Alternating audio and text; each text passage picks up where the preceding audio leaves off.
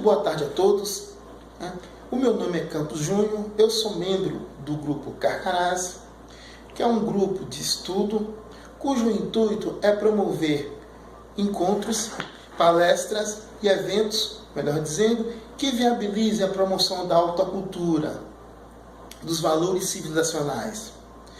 E hoje nós estaremos dando início a uma série de programas que eu tomei como influência um programa que ocorria nos Estados Unidos com o professor Mortimer Adler em companhia do seu grande amigo Charles Van Doren. Era um programa americano onde eles se valiam de vários livros e conversavam sobre eles, no intuito de demonstrar a importância desses grandes livros, o legado civilizacional que continha neles, a importância intelectual, inclusive espiritual também, que esses grandes livros traziam à humanidade. Então, em virtude desse programa, cheguei à conclusão de que seria interessante gravar uma série de vídeos cuja intenção era conversar sobre livros. E hoje nós estaremos dando início a esse primeiro programa e conversaremos sobre o livro A Abolição do Homem, do escritor irlandês C.S. Lewis. Bom, C.S. Lewis, para início de conversa, é um escritor bastante famoso. É o escritor de Crônicas de Nárnia, de Cristianismo Puro e Simples e tantas obras. C.S. Lewis, por si só, dispensa apresentação. Agora, vocês poderiam perguntar, o que me levou a iniciar com esse livro? Bom, o que me levou a iniciar essa série de programas com esse livro é que ele traz uma abordagem bastante interessante e minuciosa, eu diria, sobre determinadas artimanhas que os escritores podem se valer para incutir em nós algumas posições, alguns pensamentos. E se nós não tivermos a perspicácia de averiguar a coisa de forma profunda, muito facilmente talvez seremos levados por essa enxurrada de coisas sem nos darmos conta de para onde estaremos sendo arrastados. Então, é exatamente esse trabalho de verificação sutil que o C.S. Lewis vai fazer nesse livro A Abolição do Homem. Investigar o que de fato está por detrás de algumas informações e descobrir quais são as consequências dessas informações caso a aceitemos. Bom, sem mais conversa, C.S. Lewis, neste livro, ele parte de um trecho de um livro chamado Livro Verde. Então, C.S. Lewis leu esse livro, um livro que ele chama de Livro Verde, e ao ler esse livro, C.S. Lewis captou um trecho que lhe chamou bastante atenção, que era um trecho onde dois turistas conversavam e um dizia a seguinte frase: "Que cachoeira sublime!" E aí o autor do Livro Verde, logo em seguida, vinha dizendo que quando o turista diz que a cachoeira é sublime, na verdade o que ele quer dizer é que ele tem sentimentos sublimes. Então, em suma, nesse trecho do Livro Verde, o turista diz que a cachoeira é sublime. E logo em seguida, o autor do Livro Verde diz que o turista quer dizer, na verdade, que ele tem sentimentos sublimes. Então, o C.S. Lewis vai investigar essa coisa e descobrir o que de fato é essa nuvem escura. O que há por trás dessa nuvem escura, digamos assim. Então, vejam. Vamos investigar o que aponta o autor do Livro Verde. Será mesmo que toda vez que eu digo que uma coisa é verde, isso implica dizer que eu tenho sentimentos verdes? Então, vemos de fato que o autor do Livro Verde comete um erro. Qual seria? Ele confunde a coisa em si mesma pelo sentimento que eu sinto pela coisa, que eu tenho pela coisa. Então, veja, se eu disser a parede é horrível, isso não implica dizer que eu tenho sentimentos horríveis. A parede horrível é uma coisa em si mesma, o sentimento que eu tenho por ela é outra. Então, não podemos confundir a coisa em si mesma com o sentimento que eu sinto por ela. Então, há um erro aí. A questão a se investigar é a seguinte: o que faz o autor cometer esse erro? O autor pode cometer esse erro em virtude de dois fatos, de dois elementos. Ou ele o comete por ignorância ou ou ele o faz com intenções veladas. Se ele faz por ignorância, então aí é simplesmente... e esse problema seria simplesmente resolvido com um pouco de conhecimento de lógica, né? Lógica simples, eu diria. E esse problema estaria resolvido. Agora, a questão é mais grave se imaginarmos que o autor comete esse erro com um intuito. Né? Então, se de fato ele comete esse erro sendo levado por alguma intenção escamoteada, a nossa função seria descobrir que intenção é essa que o autor está, entre aspas, escamoteando. Então veja, se ele de fato comete esse erro intencionalmente, se assim não chega à conclusão de que a intenção do autor escamoteada é nos tirar da doutrina do valor objetivo. Porque se de fato tudo o que nós falamos, se as nossas palavras associadas às coisas são simplesmente meras expressões de sentimento, então tudo aquilo que expressamos não passa de um mero subjetivismo. Então, na verdade, C.S. Lewis chega à conclusão de que quando ele diz que as palavras associadas às coisas são meras expressões subjetivistas, são mero subjetivismo, não passam de mero subjetivismo, então ele quer nos retirar de nós a ideia da doutrina do valor objetivo. E o que assenta a doutrina do valor objetivo? Ela diz que a doutrina do valor objetivo assenta que há posturas que são realmente reprováveis e há posturas que são realmente aceitas. De uma outra forma, há posturas que são realmente verdadeiras e há posturas que são realmente falsas. E eu só chego a essa conclusão quando eu olho para essa doutrina, como se existisse um corpo objetivo, e quando eu olho para esse corpo objetivo, e só a partir daí é que eu posso chegar à conclusão se o que eu estou fazendo é aceitável ou reprovável. Mas o que o autor quer, na verdade, é nos tirar desse corpo. E por que o faz? Porque ele acha que, sendo tudo isso apenas subjetivismo, o homem tem que ascender, tem que elevar-se. Tá? Então, ele vai tentar construir um novo corpo de valor mais sublime, mais objetivo, mais superior, eu diria. Então, veja que é exatamente esse, melhor dizendo, o mecanismo de toda a mentalidade revolucionária. Ela quer que nós abandonemos todo esse legado que chegou até nós, todo esse corpo objetivo, toda a moral tradicional, porque na cabeça do revolucionário, ele sabe onde é que mora, as coisas mais superiores. Ele sabe como construir um corpo de valor objetivo mais sublime. Esse nosso não. Esse nosso é subjetivo. Joguemos-no fora. Agora, o dele não. O dele é mais superior. Então, C.S. Lewis chega à conclusão seguinte. Se devemos abandonar essa moral tradicional, esse corpo de valor objetivo, e adentrarmos nesse novo empreendimento, tal como pretende o reformista, tá? Então devemos seguir dois caminhos. Só há duas fontes, melhor dizendo, de onde o reformista pode tentar construir esse corpo, vamos dizer assim, moral mais elevado. O primeiro é a racionalidade. O segundo são os instintos. Então vamos investigar primeiro se é possível ou não construir um corpo de valor mais superior pautado na racionalidade. Para refutar essa tese, C.S. Lewis se vale da seguinte pergunta. É como se ele estivesse perguntando assim ao reformista: tudo bem, reformista, vamos abandonar a moral tradicional, vamos abandonar a doutrina do valor objetivo. Então me justifique, me responda por que um homem morre pela boa causa. Por que um homem, por exemplo, morre pela defesa da posteridade?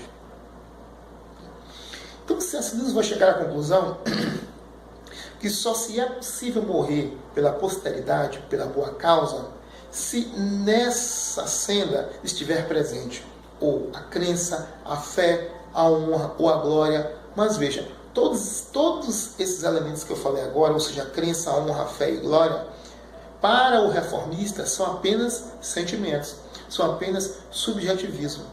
Então, C.S. Lewis prova que não é possível construir, não é possível justificar a morte pela boa causa, senão pelo sentimento, pela fé, pela crença, pela honra. E para o reformista, isso não passa de subjetivismo. Então, C.S. Lewis demonstra que não é possível construir um corpo superior pautado na racionalidade. Porque a racionalidade não pode justificar a morte pela boa causa. Chamo a atenção dos senhores que é preciso ler o livro para que vocês tomem posse do detalhamento. C.S. Lewis detalha isso com maestria ao longo do livro. Como a nossa intenção aqui é tão simplesmente conversar sobre o livro, então nós não vamos nos detalhar de forma mais aprofundada nessas demonstrações. Até porque o vídeo ficaria muito extenso. Tá? Então, vamos refutar então, seguindo o raciocínio de C.S. Lewis, a segunda hipótese, ou seja, a hipótese de se construir um corpo de valor objetivo pautado nos instintos. Bom, então esse trabalho é ainda mais fácil. Por quê? Porque se há instintos, se os instintos de fato existem, é claro que eles conflitam entre si. Os instintos por si só eles são conflitantes. Né? No momento em que eu obedeço a um instinto, automaticamente eu desobedeço a outro. Se eu satisfaço ao instinto, eu desprezo os demais. A pergunta a se fazer é a seguinte: bom, e quem vai julgar esse conflito entre os instintos? Bom, deve haver um juízo. Né? Um juízo a ponderar qual deve ser satisfeito e qual deve ser desprezado. E esse juízo por si só está fora do instinto e ele é mais elevado que os instintos. Então, demonstramos que há algo acima dos instintos, mais superior aos instintos, e isso por si só afasta a tese de que os instintos podem servir de base para a construção de um sistema de valor mais sublime, mais superior. Então, o C.S. Lewis afasta de pronto a possibilidade de construção de uma doutrina de valor pautada tanto na racionalidade quanto nos instintos. Não é possível construir essa doutrina de valor superior, essa doutrina de valor mais sublime, pautada na racionalidade nem na razão. Então o reformista, o revolucionário, ele quer que nós saiamos da doutrina do valor objetivo, da moral tradicional, para que nós adentremos nesse corpo que ele quer criar. Só que ele não conseguiu criar corpo de valor objetivo nenhum, nem pela racionalidade, nem pelos instintos. Então, C.S. Lewis, de pronto, afasta essa fantasia desses revolucionários que acham que sabem como é possível criar um corpo de valor tradicional mais superior, pautado ou pela racionalidade ou pelos instintos. Ele afasta ambos, demonstrando que eles não são capazes de construir absolutamente nada, só confusão. Então, nessa primeira parte, ele afasta essa primeira leva de reformista. Mas há ainda uma outra, que é formada por aqueles que acreditam que não existe moral tradicional nenhuma, não é possível verificar em hipótese alguma essa doutrina de valor objetivo. Não existe, eles não se submetem, né, a essa moral tradicional. Eles não acreditam nela. Nela e em nenhuma. Tá? E em nenhuma. Eles não acreditam nesse corpo de valor objetivo e não acreditam que possa haver nenhum, nem esse nem nenhum. A questão é a seguinte, é que essas pessoas são aquelas que andam por aí inflamadas, né, da doutrina cientificista de que um dia o homem dominará a natureza por inteiro. E o que é que significa dizer que o homem dominará a natureza por inteiro? Se ele domina a natureza por inteiro, um dia o homem dominará a si mesmo por inteiro. Mas eles são inteiramente pautados na concepção cientificista. Tá? E a ciência é que dará a eles esse impulso, né, realizador. Né? É a tecnologia que dará a eles esse impulso, essa inflamação contra a moral tradicional.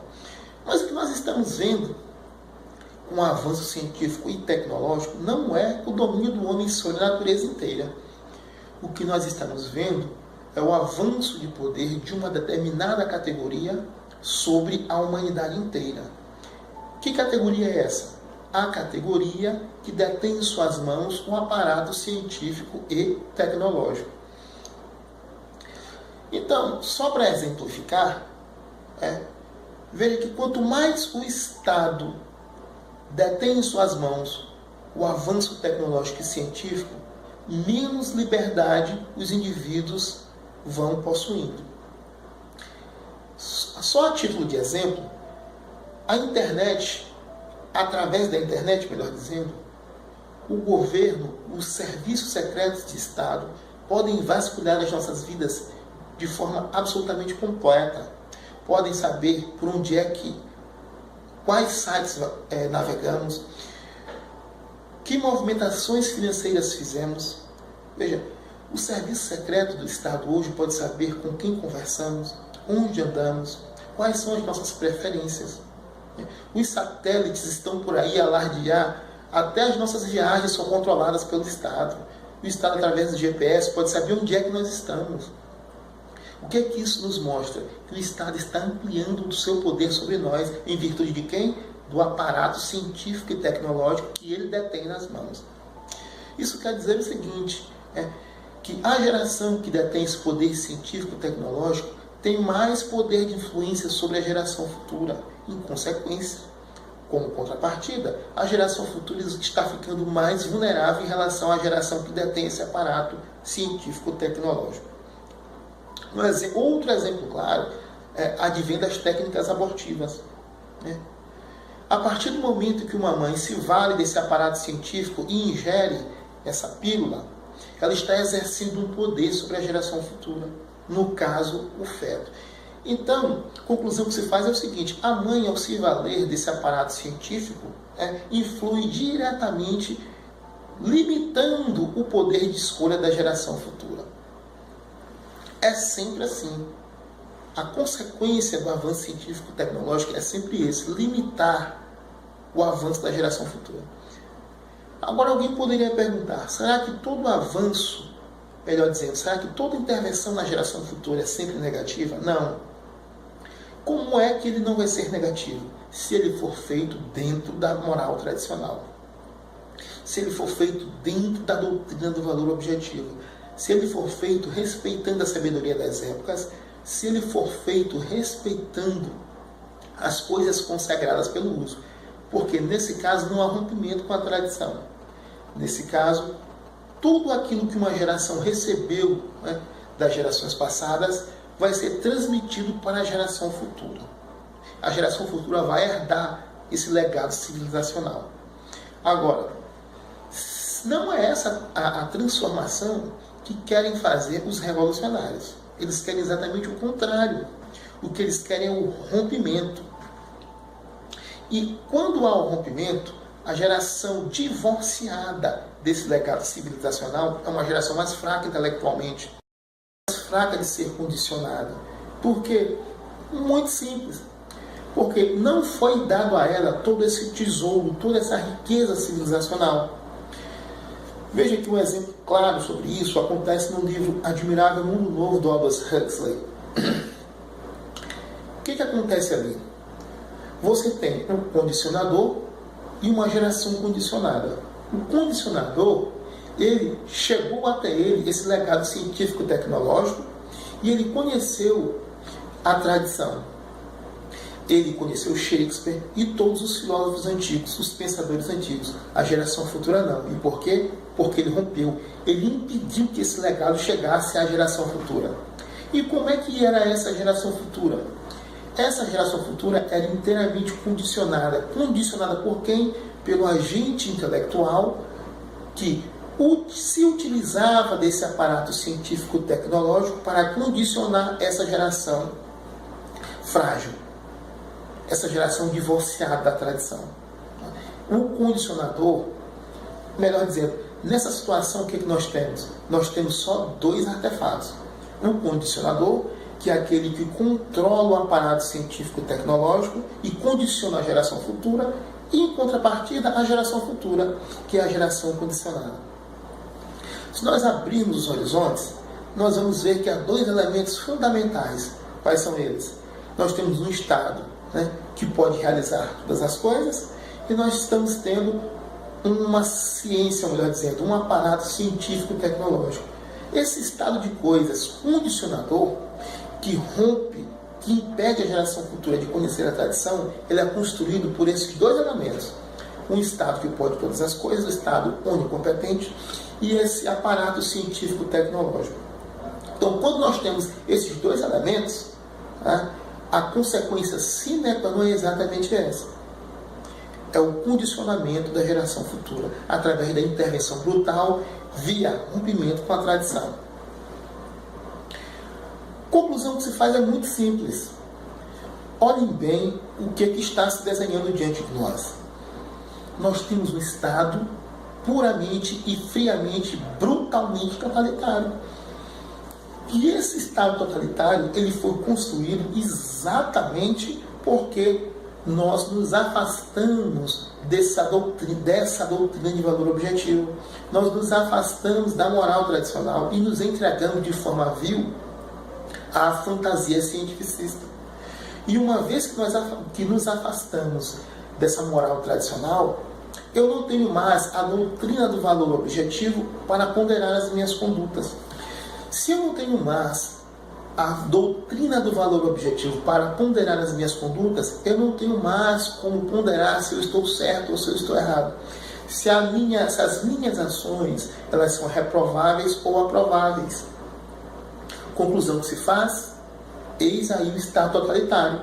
Ele, associado a um aparato científico-tecnológico, podendo fazer todas as coisas, porque nada a ele pode ser imposto como reprovável, uma vez que já foi afastado de pronto da sociedade a doutrina do valor objetivo.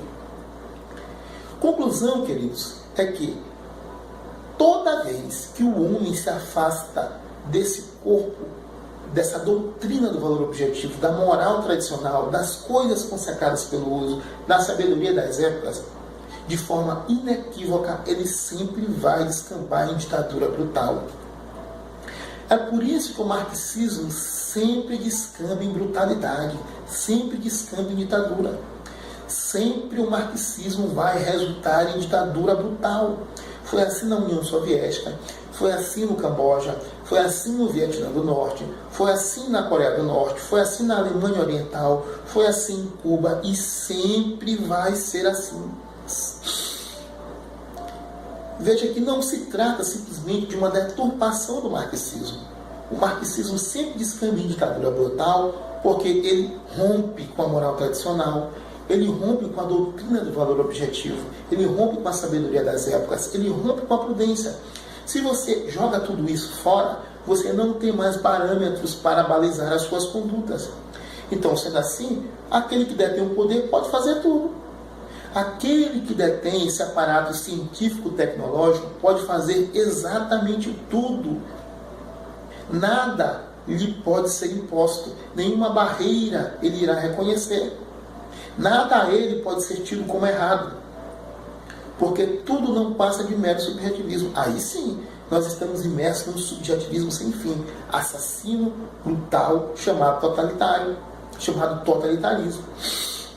Então, conclusão inequívoca é, se nós nos atermos, se nós nos entregarmos a essa fantasia do controle do homem pela natureza, na verdade, nós iremos de forma inequívoca nos entregar ao totalitarismo mais brutal que existe.